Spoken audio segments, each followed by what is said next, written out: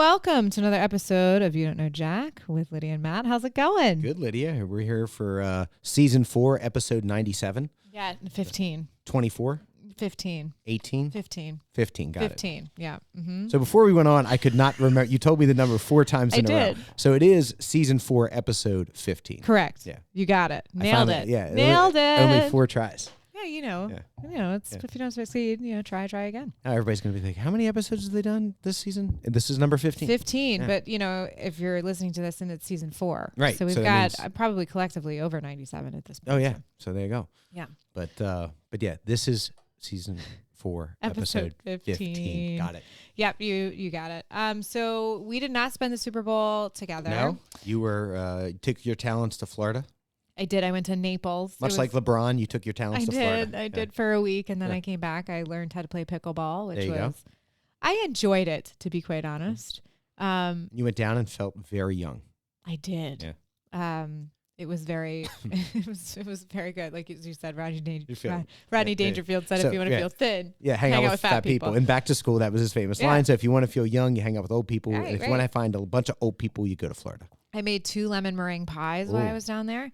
I made a lemon meringue pie for the very first time maybe 3 weeks ago. How'd it work out? Great. Nice. And then somebody... Did you get solid, nice, good whipped Oh, my peaks? God. I love a meringue, and I'm really good at it. Not to toot my own horn, but I never had made the lemon custard the before. curd, The curd and stuff. So I did that, and it was with egg yolks and cooked it down and did the whole thing. And I had never done it before. Our friend, his grandmother used to make lemon meringue pie for his birthdays. I asked him what cake he wanted. He said he wanted lemon meringue pie. I said, okay, I'll try it. Try my hand on it. It worked out. And somebody else heard that I did this. And they said, well, if you can make 1, can you make 2? So I made 2 lemon meringue pies for a dinner we went to while we were in Naples. It was awesome. Delicious. Big hit. That there was meringue everywhere. Yeah. So yeah, it's the price of doing business. Exactly right. So where'd you watch the Super Bowl? In my house. Nice. Nothing too exciting. Nothing too exciting. I actually thought the first half of the game was really boring. I did too. Okay, the highlight was Jermaine Dupri. Oh my God. Was that the weirdest looking? Can we talk about the socks for 2 Yeah, seconds? he just looked like.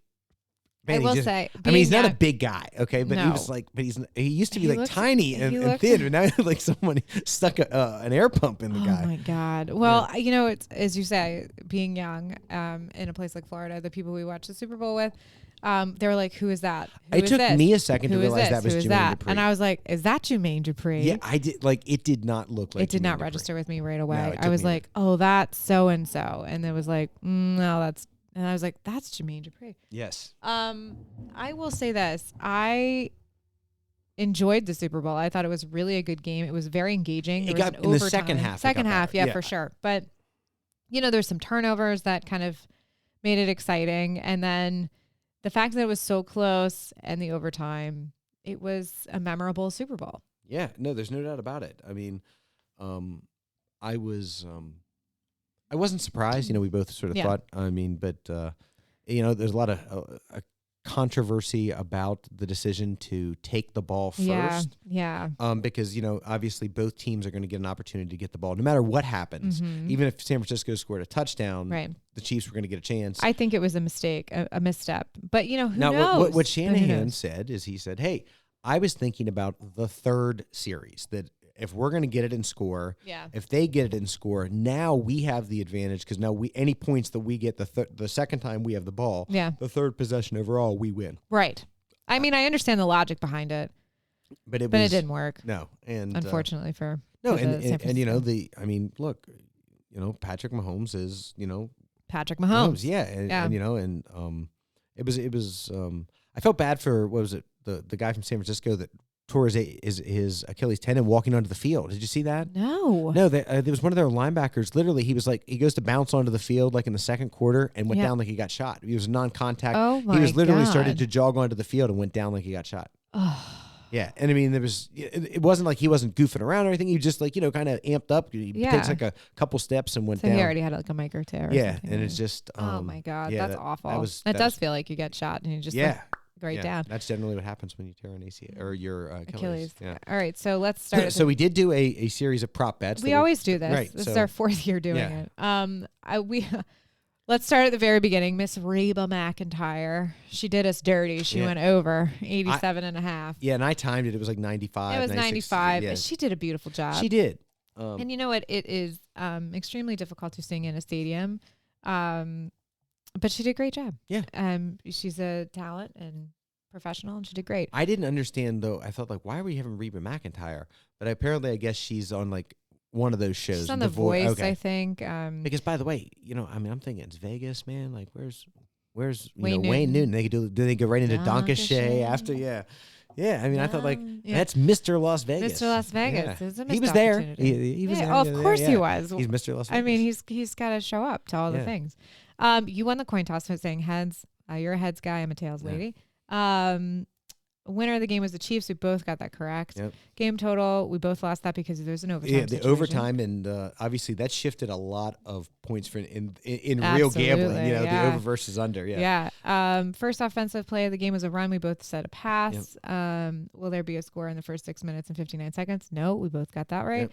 Yep. Team to score first, we both said the Chiefs. It was actually the 49ers, so we lost that one. And our favorite prop bet of all time is the Gatorade bath. We were really specific. We picked any other color. Right. So that was the odd. So we got it right. We got it right because it was purple. But we specifically both said red. We said red, so we were wrong on that. But we thought both the 49ers and Chiefs. It would be red. Right. Yeah, it was purple. Right. But we would have won the bet. Correct. Had we put any money down. Yeah, exactly. How many songs did Usher do or will do? You said 8. I said 10. He did it 14. Right. So you were closer. Let's talk about this Super Bowl halftime show, shall we? Usher was sweating a lot. Well, but you also predicted he was on roller skates. Exactly. Yeah. I was like, come on, he's going to be on roller skates at one point. I thought it was a great halftime show. I thought it was a good halftime show. I thought the sound was funky. If you watch it again, like on Apple Music or whatever, they have a replay of it. This audio is way better. Yeah, and it's not his fault, the audio, but there was definitely, of all the times to not crap the bed with an audio, it's the Super Bowl. You got to get it right. And I think it maybe was the headset that he had or whatever. It just wasn't coming through. Yeah. It might have been one of those things also. It might have been great in the stadium, and it just sucked on TV. Yeah, but so I think that was a little bit of a disappointment early. For sure. I liked, was Alicia Keys. Alicia Keys, come on. Yeah, that was great. That jumpsuit was amazing. That red jumpsuit. Come on. Luda coming out. That was great. I thought he was the star. Little John. And then everyone's like, oh my God, Little John. And then Luda comes out and you're just like, yes. It was just so fun. I mean, it was a fun thing. And you had to rewind it back. Yeah, I know. Little John got the beats. Yes, exactly. But I think Luda got the flow. I mean, that's what they do. Yeah. No, I thought there were parts of it that were really good. The Jermaine Dupri thing still. Okay. The I'm outfit. Sorry. He came out of nowhere and I was like, who is this man? And then I was like, I just not, because I remember Jermaine Dupri. Remember, he used to have long kind of braids hair. He did, yeah. He did look nothing like Jermaine Dupri. And he was literally doubled in size. He's doubled in size. He's not vertically. No. Well, no, obviously. But the fact that he was wearing shorts and then these ruffle socks, like the ones that I'd send Rory to school in when she was very very parochial school ruffle socks with loafers. Yeah, with penny loafers. Yes, and I'm like, that was a choice. Yes, and a bad one. Not a good one. Yeah. And you're already a small man in stature. Yeah, and it's just cutting you, cutting you in half. So I was just like, it took me a hot minute to wrap my head around that was in fact Jermaine Dupri and that he allowed himself to be seen in public that way. He has talked about it, and he was like, well, it was a designer and whatever. And I'm like, designer does not make it appropriate or correct. So listen, I think it was good. I don't think it was great. No. I mean, I'm still last year's spoke to me more, especially the West Coast, with Dr. Dre and those guys. I thought it was great. But I mean, sound was better too. Yeah. What I was trying to explain to my daughter who's 18 about she's talking about who they have not. I said, Rory, Lydia and I, we are the target audience. We're the demo. We're the demo now. We're the people with the buying power. Mm-hmm. Okay. So there's really targeting our age demographic. Yeah, of course. So it speaks to us. But I mean, I thought, for my money, I thought Lady Gaga, when she did it a couple years ago, just killed it. I also think J-Lo and Shakira did an amazing job in 2020. That was a lot of people will harken back and say, maybe no one's ever been better than Prince. Prince did it in the pouring rain. Let me tell you, it was a football game at a Prince concert. Yeah. I just want to be very clear about that. Yeah, that was 2009, 10. It was in Miami in the rain. Yeah. So, and I thought this was a good, solid halftime. I don't think I'll think of it like iconically. No, I think it was a solid performance. I will say I think he tried to do a lot and a little. Yeah. It was a lot of visual things. If you go back and look at it, he had all these people on the field, and then he had all of these people on the stage, and then he had like, as far as cameos go, he had Alicia Keys, he had Jimmy Dupree, he had Luda, and he had Lil Jon, and I think that was great. Right. Okay, better or worse than Rihanna? Rihanna was better for me. Okay. I'm sorry. I just visually it was like because Rihanna was last year, right? Rihanna was last year. Dr. Dre was 2 years ago. Yeah. Yeah. So Rihanna was last year, and I think visually appealing and she was the center of attention the entire time. Right. And her dancers were flowing around her, and she was in control of the entire situation. Usher, it was chaotic. Yeah. At moments, and he just wanted to do as much as he could in a short amount of time. And I think that he probably most likely took his Vegas show and tried to do all the highlights in 15 minutes. It needed some editing. I agree. What you're saying. Yeah, I needed some editing for me. I was excited that he did certain songs. That was fun. Right. The nostalgia aspect was there. Right. I just don't think it was executed as good as it could have been. I agree with that. Yeah. So, but entertaining. And like as you said, the second half of the game was definitely entertaining. Mm-hmm. And the halftime show, again, it was a good Sunday all around. Yeah, it was halftime was like a B. I agree. A solid B+. Yeah, for sure. In that range. And roller skating, my God. Yeah, I mean that was, you predicted that. Yeah. Should have taken a prop bet on that. I should have. Yeah.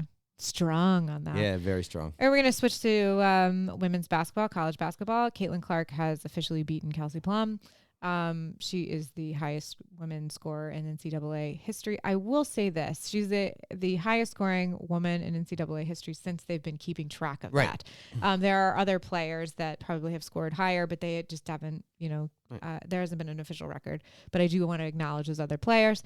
And she's only 74 points short of Maravich's record, which would be the all-time for NCAA men's or women's. So, and look, she's going to pass it, and that's great. But then, like the thing you can't figure out is like, okay, would she, Pete Maravich only got to play 3 years, right? Because the freshmen weren't allowed to play. They didn't have a 3-point line, but that's not. It doesn't take away from either of them. No, I don't think so either. And I think she and she's playing another year, most likely, and because of the COVID year and everything else. So yeah, there is a little bit of statistics that there'll be a little probably an asterisk on that situation. However, there's a player at USC who is killing it right now and could surpass Caitlin Clark in 4 years. Yeah, she's a freshman. She's a freshman. So, but I will say that Iowa lost last night to Indiana and a big loss, 86-69. And they really got after Caitlin. She did not shoot well. They held her to 24 points. And you say, 24 points, but she was like 3 of 15 shooting from three. Yeah, like they really, she struggled. Off. And they, Indiana's credit, it was Indiana, right? Indiana, yeah. Indiana played really good defense against her. And, forced her.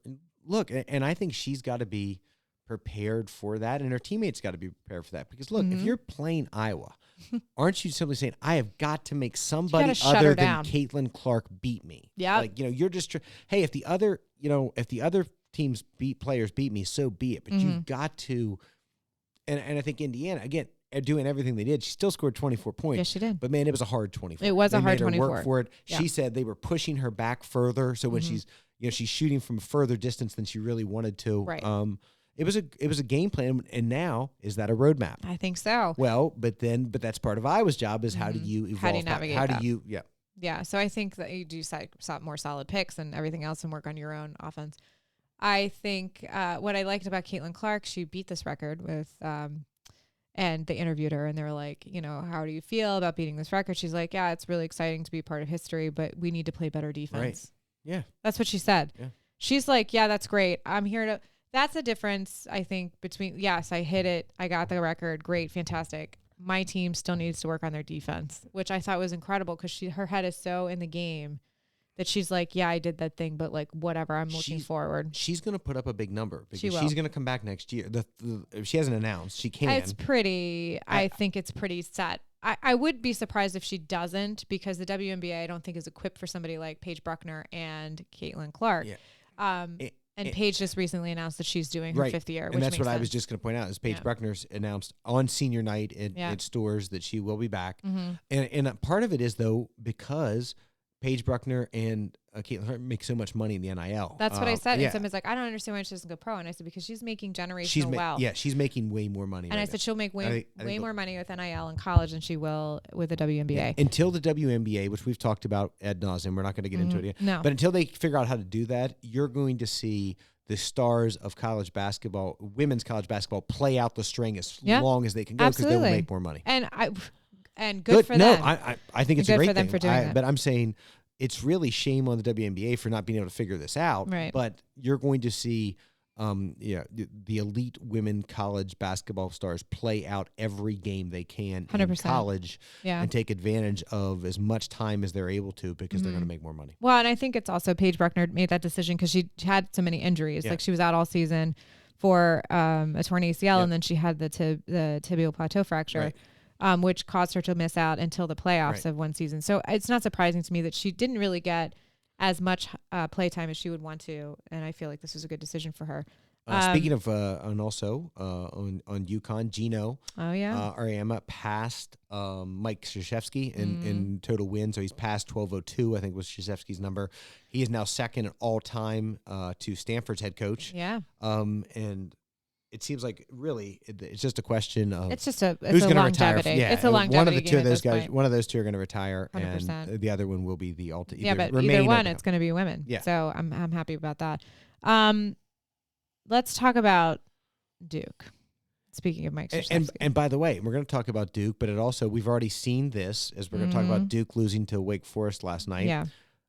Caitlin Clark. Yeah. We had this happen already. What we're going to talk about. Exactly right. We saw it when they lost to the Ohio State University. Caitlin Clark got knocked down on a crowd when the crowd rushed the court. Right. So we had a Kyle Filipowski. Yeah. He was injured. Well, it's not clear exactly how injured. Or this is true, but he was affected. Yeah. He was a player was affected because of somebody. Right. From somebody rushing onto the court. Right. The ins and outs and what have you have not been established. Yeah. However, I feel like if the crowd storming didn't happen, he would not be injured in whatever capacity he was injured in. There has been a call for banning by John Shire to say, like, listen, we got to really control this. We understand that the fans are happy and excited, but let the players get off the court first, maybe. Listen, you sort of get some of that, but I will say this. To set it was last night. Wake Forest was taking on Duke. Wake Forest, very competitive game. Yeah. Wake Forest got him at the end of the game, or held on at the end, as Filipowski was trying to get off the court. And you could look at the video, and you can look at this a lot of different ways. Mm-hmm. There's no doubt the crowd was rushing onto the court. Yeah. I don't think anyone was aiming at him. No. It's clear that the guy that he but it arguably, did Filipowski go out of his way to make contact with him and then sort of twist his ankle from it? Or was he just trying to protect himself? Again, somebody said it's a Rorschach test. What do you say? You can see whatever you want to see. Yeah. But, I find it somewhat... They're also college students. I find it somewhat, we talk about, how folks interact and stuff. I mean, let's look at some of the stuff, some of the behavior of the students at Cameron Indoor. Okay. Mm-hmm. They might not be rushing the court, but they are on top of these players. The way that it's set up, they're hanging over. God knows what they're saying. So listen, I want to protect people, but we're going to protect them psychologically as well because, Juan Dixon famously got very worked up when they were talking about, his parents who had a drug problem and ultimately died from it, from HIV. So like how quickly John Shire forgets. And so I'm simply saying, isn't court storming, listen, I'm one of those ones that think like I'm a University of Maryland fan, right? I'm thinking, man, it better be an awful big game for us to storm a court because we've won enough that, and that's like, and part of it is Duke is like, well, they never storm the court because they're the people that get it stormed against. Okay. The same as like Kentucky and the same in North Carolina. But, okay. But isn't that, that is sort of what makes college basketball, the students. And I the do experience. too. I do feel like it's much. Here's what I'll say about the OSU Caitlin Clark issue at the Schottenstein Arena, which I've been in several times. I feel as though, and I think I said this in the prior podcast, the security wasn't prepared for a women's storming of the court. Right. And I don't know if that's, listen, you can come onto the court, but we hold you back until the players are in a safe space. Right. And no, you cannot go up to the players and storm the players, or at least until the visitor side is gone. Right. And then you can celebrate on the court, but you can't like storm the players and run after the players to cause injury, because it becomes a safety issue for the players and the staff. So I like the idea of celebrating with your fellow your classmates, and student body. I feel like that's important. But I also feel like there needs to be some sort of mutual respect that happens when that goes on. I do, but it's also it's sort of a spontaneous event. It is, and so it's happening more and more frequently, which I don't. That takes away the excitement of it. So I feel like if you're gonna storm a court, I think look, rivalry. What I'm thinking is Wake Forest, man. You're one of the banner members of the ACC. Beating Duke shouldn't mean that much. I mean, it's always good. Run and by the way, you weren't beaten in the number one team in the country. I think they were 8th, 10th. I mean, it's a nice win, but I'm just saying. Also, it wasn't like last second buzzer beater. No, you were up 4 or 5. You know, you hung on. It's like whatever. No, so I was sort of lost on why the court got stormed. There just needs to be more regulation, I think, of it. No. I mean, I know it's supposed to be. But how do you regulate spontaneity? Well, I feel like. I don't know, but if people are getting hurt, then they've got to realize that that's a liability issue at the end of the day. No, I don't want anyone to get hurt. That's not that's the point. But and it's also.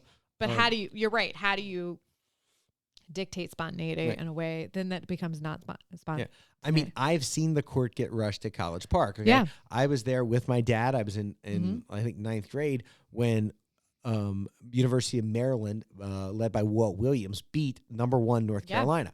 And it was a huge win, and it was spontaneous. You know, my dad and I were rushing the court, but we were underneath the basket, is where our seats were. Yeah. But it was an enjoyable and a cool experience. But it's it happens. I just think that you have to. I think John Shire is correct in saying we need to take a look at this, because I can't have a player becoming injured, no matter how it happens. Whether he was provoked by somebody in the crowd, whether he was it just happened. Yeah. It just, let me tell you, being in a crowd is dangerous. Yes. So it's like being in when you're even, not rambunctious, when you're leaving like a pro football game. Yeah. And you're all walking down those ramps. It is a mass of humanity. Somebody falls down, it's danger. I mean, there's a lot of things that being in a crowd is dangerous. Yes, it can be dangerous. It can be dangerous. So, having somebody rush that was what Travis Scott. We saw the fans get crushed, right? Correct. Houston, I think. Yeah, exactly right. Houston. I mean, soccer stadiums around the world, it's happened. You just need to be conscious of your decisions when you're getting caught up in the moment, but make sure that there's safety, because they're, at the end I know you can't. I'm just laughing. Some of my friends still making fun of. They're saying, is it flip or flop? Flipowski, Flipowski or Flopowski. And the question was it a fake knee injury or fake ankle injury? So I want to know Nathan Price's take on this, because he is notoriously a Duke fan. Well, I was with him last night, and he was not happy about it. Well, I can't imagine. Did he hit the floor? No, I don't know if he was down. The game was already over, so Nate wasn't down there pounding on the floor. Yeah. Now he's on this chain, and he's accusing my friends that Duke lives rent free in their head. Well, I will say this: every time somebody mentions Duke, I have an expletive response immediately, and that's just because I've been conditioned that way from being here for so long. Yeah. Hey, speaking of Duke, and well, I am going to speak absolutely of Duke. One of Duke's most famed alumnus. And legendary basketball coaches died last week. Yes. Charles Lefty Driesell, most notably of the University of Maryland, but he is a Duke graduate. Weird. But Lefty was 92 years old and left an indelible mark at the University of Maryland. He did. Mike Krzyzewski famously said, if not for the Len Bias thing, he thought that Lefty Driesell would have been the all-time winningest coach when he retired, Lefty retired. Right. I think he's the only coach to take 4 schools to the NCAA tournament. Famously, Davidson, Maryland, JMU, and Georgia State took all 4 of them to the NCAA tournament. Was scapegoated, I think is the only term to say it, after the unfortunate passing of Len Bias in 1986, and was sort of left to blame for it. So yeah, but it was he definitely, Maryland and Lefty ultimately kissed and made up. And Maryland honored him on multiple occasions. He's in the Hall of Fame, in the National Basketball Hall of Fame. I think that he definitely is deserving of that for sure. And he was, famous for his hospitality, for his quips. So I was actually, harking back, I had a chance, I met Coach Drizel. Oh, nice. Interestingly, I was at a Maryland game with my friends, two of my friends, and my one friend's dad. We were at, it was Walt Williams came back from being injured. Maryland did not win. They lost to a very good Wake Forest team with Rodney Rogers. It was a great Wake Forest team. We're driving back from College Park, and we see that, and they used to have a sign on 70 that told us this. Hagerstown Junior College was taking on ACC. They were big rivals. Yeah. So we went into the gym, and my friend's dad pointed out to us, that's Coach Drizel over there. We're like 12. He sends us over to meet Lefty to get something signed.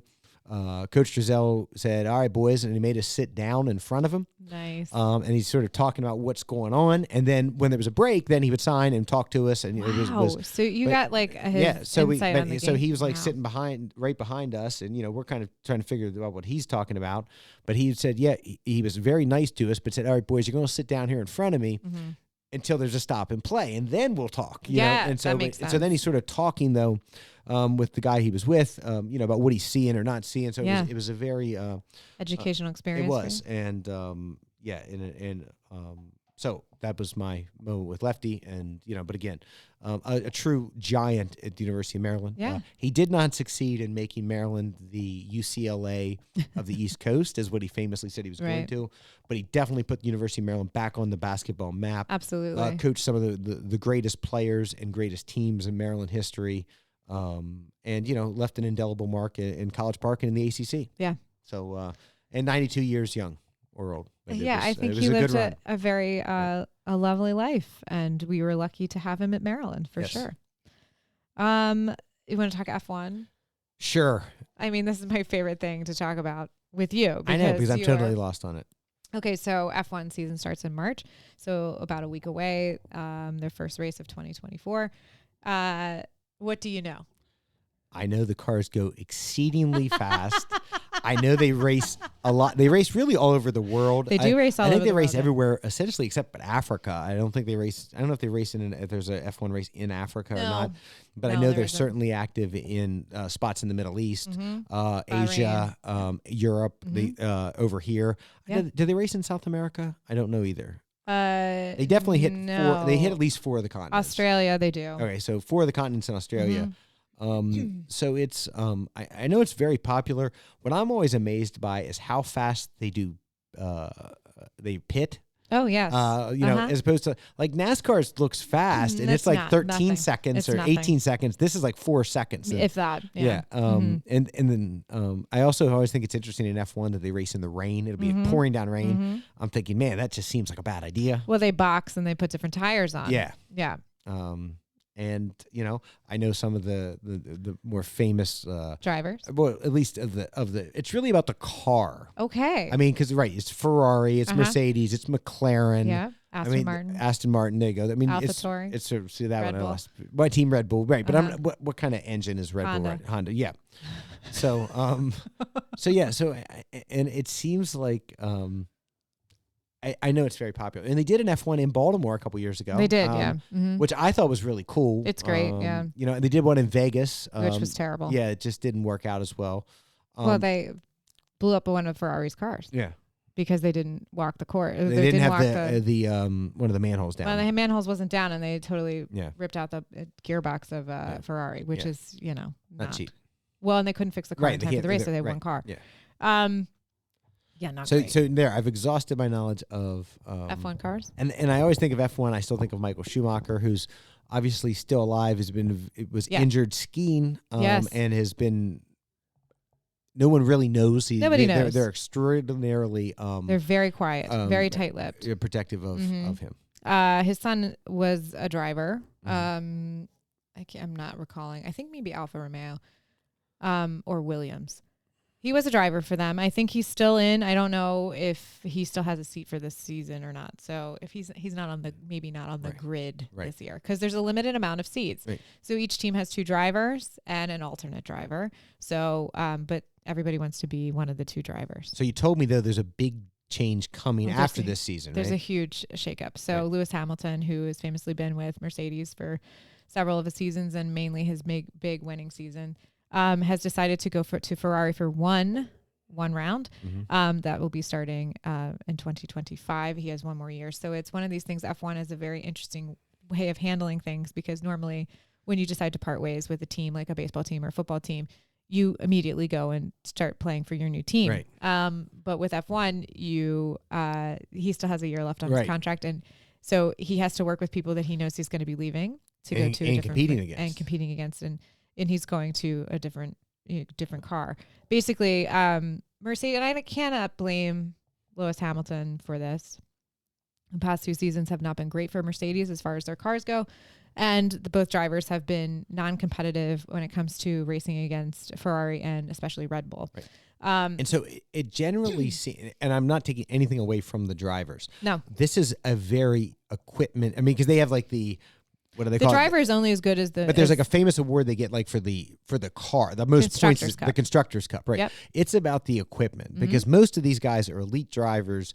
Rarely is it come down to the driver. It's just about, really, it's that equipment, the product, and, yes, so it could be... If you make a mistake in the pits, you're beat, right? Yeah, somebody's... Well, something gets stuck, you're... Okay, so for instance, let's do beginning of last season. So McLaren famously said at the beginning of their season, hey, our car isn't quite there. Okay. And you've got 2 really great drivers for McLaren. And they were like, well, it's not quite there. And the year prior, they had a rough season. They really didn't get a lot of points on the board, whatever. And so the first few races, not great. To the point where the car failed. Gearbox, the connections weren't working. The steering wheel failed. And by the way, I've seen one of the steering wheels. Okay. It's amazing. So the steering wheels looks like a video game console with like 50 buttons on. Correct. Yeah. And so one of the things was, steering wheel failure, box will change the steering wheel. Okay, they literally pop it off, pop another one in. It's still, the connection doesn't go. There's your car. You got 2 cars out in one race because of equipment failure. Right. And so you've got drivers who are like, look, I have a limited time frame where I can drive, and I'm at my height of my career. I have to go to a team, or I have to be with a team that's going to keep up with me and give me a car that I'm going to be able to really kill on the track. And these are people that have been driving since they're like 5 years old. Right. Okay. So, the fact is you're only as good as for how fast you go and if you're winning. And if you're not doing those things as a driver, the team is going to get you out. But if it's the car, then the driver is going to leave. Right. Do you see what I mean? Yeah. So it's sort of... It cuts both ways. It cuts both ways. It's highly competitive. There's a limited amount of spaces on the track. There's a limited amount of F1 teams because it is a money suck. You have to be a multi-billionaire to even consider owning or being a part of an F1 team.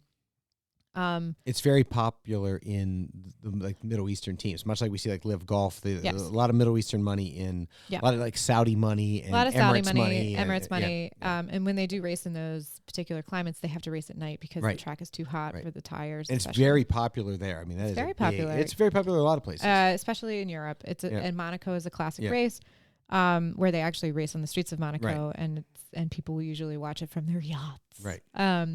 Because there's a lot of money. Again, it's in places where there's a lot of money. So Lewis Hamilton has not been thrilled with Toto Wolff, who is the CEO of the Mercedes team, and his ability to get a car back up like it was a few years ago. And Red Bull has really taken over both drivers, especially Max Verstappen, who's won the last 2 seasons. Pretty flawlessly. Red Bull's finishing 1 and 2, maybe, and then Ferrari also is up in there. But it seems like again, I don't follow it that closely, but it seems like that's cyclical. It's always like, it is. Man, when that team gets it right, because there were years where McLaren just won. I mean, it was always 1-2, 1-2, 1-2, and then you'll see Ferrari 1-2, 1-2, 1-2. Absolutely. Mercedes when Hamilton when they were winning a lot, and it's just it's one of those things where, instead of saying we have a good car, we're just going to stick with that car. Right. you have to constantly be pushing and pushing and pushing, and the technology gets better, and the braking system might get better, or the gearbox might get better, or the motor, the engines, and all that kind of stuff. And then, so with Mercedes AMG is building those engines, so it's all in house. Red Bull famously had problems with their engines blowing, right? And then they switched, which they were using Mercedes engines, and they switched to Honda engines. And they, again, a learning curve, everything changes, so you're going to have years where you're not as competitive as others. I just don't think that Lewis Hamilton's he's older. I mean, not old, but he's older. I mean, he's in the twilight of his career, I would say. He wants to win. Sir Lewis Hamilton, I should say. He wants a car that's fast, and he wants to be able to drive. He wants to be competitive, and he hasn't been competitive in the last 2 years. And he's very frustrated. And I think that's been very well known for a couple of years. Is it surprising that he's going to Ferrari? Yeah, I think it's surprising. But also not surprising because he wants a good car, and Ferrari has been making pretty good cars the last couple of years. And I'm assuming Ferrari does everything in-house. Yes. Obviously, they're running Ferrari engines. And everything else, yeah. And they changed their CEO last year. So the 2023 season, they changed their CEO, and they're very competitive. 1-2. And the drivers are very competitive with each other, which can cause some problems. Well, it's funny though with Ferrari. I mean, there's been obviously multiple movies recently. Yes, Ferrari, like they sold cars to be able to race. Yes, like that racing is their passion. They support their habit. Yeah. I mean, with Enrico Ferrari, I mean, literally, he was selling them to other people, literally just so he could fund his racing. Yes. Both at Le Mans and in F1, they were. This is a passion. They're like, Ferrari. Oh, you want to buy this? I'll sell it to you so we can fund our racing team. Yeah. We'll go make some cars so we can fund our racing team. Yeah, no, but that's what they like to do, and absolutely, they're famous for it. Yeah. So F1 season's kicking off, and I'm very excited about it. But I'm glad you are. The biggest news is Lewis Hamilton, and so this is something I got to see an F1 race in Macau when I was there years ago. It's just as thrilling in person as it is to watch. It's very quick, obviously. But you're right. The pitting is very. Yeah, that's I mean, in NASCAR, you can overcome a bad pit stop usually, unless it's right at the end, because NASCAR is made for it to get bunched up. You know what I mean? They don't want. NASCAR is about the driver, not the car. Yes. Where a lot of times when we're talking about F1, it's about the car, not the driver. Correct. NASCAR is about trying to have the driver outdrive another guy. They want those cars, hence, as stock as they can make them. Correct. They don't want to see, Chevy go 1-10, or Ford or Toyota. They want to see the variety, and they want the cars. So, no, I was at a Daytona 500 party last Sunday without a race because it got postponed. But, no, and it was amazing. I'm not a big NASCAR fan, but I used to I know none of the drivers. Yeah. Like, it's just, there's been the generation has really kind of turned over. It has. And I think what's nice about F1, my dad and I watched F1 when I was growing up, and MotoGP racing, which is basically the F1 of motorcycle racing. Right. And so, growing up in that atmosphere where it's all about the equipment. It is the equipment. That's right. And the driver obviously has to have a handle on how to use the equipment and be efficient in it. But and that's a very good talent, and also have the cojones to really go fast in the straights and pass properly and all that kind of stuff. And man, when they pass, it is so fast. You know what I mean? Like, bam, they and it has to be extremely accurate because you any know touch. You can clear, right. Those cars are so sensitive. They do not. It's not NASCAR. They cannot trade paint.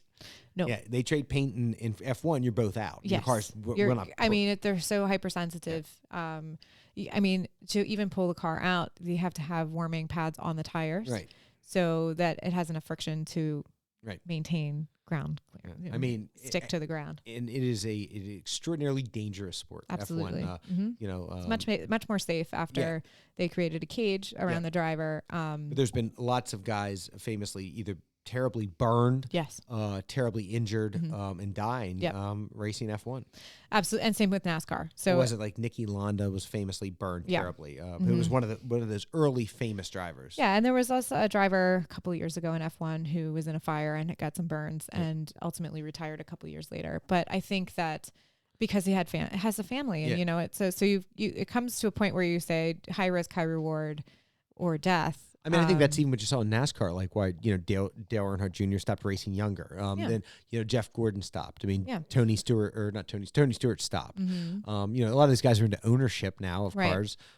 Jimmy Johnson races last, and it is. I think, they don't want to be Dale Earnhardt, but no, I think NASCAR's made the great strides. They were the head and neck devices and stuff. And both of them have made those sports safe within a limit. I mean, you're going 200 miles down or 200 and even faster, down straightaways in NASCAR. And but it's always funny in NASCAR, which I don't understand, in the super speedways, it's about that draft, okay? Right? That car will come underneath another car and take the downforce away from it, and that car gets loose, and that car... Well, with NASCAR, they deal with elevation changes, and F1 is all flat. Right. So, I mean, there may be like some elevate, but not really. Everything's flat in F1 because of the 4 tires and the distribution of that. It is, a NASCAR is more of like, you could see yourself in it looks very similar to a car that you would see on a road. Very much like a derby situation, but a fast derby. Right. And F1 is just like, I mean, they're playing checkers, and F1 is playing chess. F1 always seems like a science experiment to me. Like, I don't mean that as a bad way. No. It's like it is. Well, they're on the cutting edge of technology. Say it's science. It's a physics experiment. Absolutely. This is high level physics. Yeah, NASCAR is more, as you said, it's like a weekend warrior kind of situation. It's more relatable to an American audience. Yeah. I would say that F1 has, if you see the teams behind making one of these cars, it's absolutely incredible. F1 is the country club of racing. It is, country club crowd. Country club crowd of racing. Yeah, that's the viewership of that, I would say. But the engineering and science and all of even the amount of weight that the driver can be in order to be in the car to be efficient, and how much water weight a driver will lose in the course of a race, depending on what climate they're racing in, is absolutely incredible. The amount of physicality it takes to become a driver, and then also the reaction speed time of your hands to drive the car. It's really, do they have pedals or not? It's all done by their hands, isn't it? Yeah. Auto shifting. They're shifting gears. They're accelerating. It's all done with their done with their hands, and then also being able to control the car and the G forces that you're going to be putting on yourself driving in the car. I mean, I'm not certainly not. It's lost on me in a lot of ways, but no. But if you there is a great Netflix series. It's called Drive to Survive. If you haven't watched it, I highly recommend it. It gives you like the behind the scenes where you just have to like read about it online, about seeing like or in a magazine about the specifics of it. They actually walk you through it. Here's what I'll tell you. I'll put my final spin on this. When you watch F1 and they take off, okay, it's great. It's not the same as NASCAR. Now of course he's retired, but when we had Darrell Waltrip saying boogity boogity boogity, let's go racing, boys. Reach up, pull them straps down tight one more time. No, it's definitely not like that. No, but it's it's one of those sports of kings. It is, and I really enjoy it. I think it's great, and it's one of those ones it's like you wake up at 7 a.m. and it's on a Sunday because they're racing in Europe. It's exactly right. Yeah. It's fun to watch. I try to catch Monaco live if I can. If I can't watch the races live, I definitely do. They have them. Yeah. You can watch them now. I'm not going to be watching any of these live. No, of course not. Well, actually, I could catch some of them live because it's early morning. That's better for me. Absolutely. Like if you tell me I have to stay up at like 11, 12 o'clock at night. No. But I think it's fun to watch the racing. Live when you can, but especially the recaps are great because then you get to see the highlights of the races, and you get the driver's perspective, which I think is really incredible. And they celebrate with champagne. Absolutely. Yeah, I love it. It's spectacular. All right, so I think that we've covered all the depth and breadth of sports this week. We'll see if anybody does anything else the next week. So it's a weird, baseball's getting going. Yes. March Madness is coming. It's an exciting time. Yeah. I have to say, I don't know much about men's March Madness this year. I tell you what, though, they played really bad earlier this week, but man, I've watched UConn a couple times. Very good basketball team. Man, UConn is just really good. They're extraordinarily well coached with Danny Hurley. They're almost as good as the girls. Yeah, they can get up and down the court. Yeah. They can run with you if you want to run. Yeah. Man, they're really long. So if you get them in the half court defensively, they're going to be a problem for you. Just great inbounds plays, inbound sets. That's what really, it's your inbound plays, your set plays. Yep. That's where you see coaching, okay? Absolutely. Not much coach going to do on the fast break, okay? Yeah, but I mean, he's going to cross his fingers and hope for the best. It's those set play. And it's not even when they're in the half court offense. Yeah. Coach can't make baskets for you, okay? It's about but giving you those opportunities. I think Danny Hurley is as good as there is right now in college basketball. Yeah. I think they're going to do a deep run, but I also feel like because of these one and done teams, you're going to see further runs from smaller teams that have been together for 4 years, like we've seen in the last 3 years in the brackets. So. But UConn's got, even though they lost 3 guys to the NBA in the first round, they definitely restocked. They had some of their guys from last year's team that are integral in this. Mm-hmm. So, man, UConn's going to be a handful. Houston's going to be a handful, but Houston always seems to play bad. They do. In there. Same with Purdue. They have Edey, who's a monster, who does get, somebody said he's the best player in college basketball, and Jay Billis said, and he is the most improved player in basketball every year for the last 3 years. Mm-hmm. But they've laid some real clunkers. So, I think, looking at those 3 teams, what happens with a Duke or North Carolina, and you'll see some other teams sort of on the come. Yeah, the women's side, I think, is going to be exciting, too. You got Stanford. I think the women's just more open. It's more open. In years past, we talked about this, which was why we were so excited about last year's tournament, was because normally it was, Tennessee, UConn, Stanford. Right. There's 3 teams. Now you've got what's LSU going to be able to do? They're going to be able to make another run. Indiana stepping it up. Yeah. Stanford stepping it up. Maybe USC with their phenom. Yeah, I mean, that's the thing. It's exciting to see. And these the women's players are going to play for 4 years, and they're going to build really strong teams. And Maryland's been struggling, not as good this year. Yeah. I mean, but that goes. Brenda Freese set it's a very high bar, so when they don't look good, people notice right away. Well, right, and also I feel like with a cycle of players coming and going every 4 years, 5 years sometimes now, you're going to have a rebuilding couple of years, and that's just the process of it. That's how it goes. So lots to talk about coming forward. So Lydia, as we put a capstone on season 4, episode 96 or 42, 15, right? So if it dawns on you that you just listened to episode 22 and you're thinking, where can I find those other 14 episodes? Because it really is episode 15. Or as we said, since it says season 4, there's 3 previous seasons.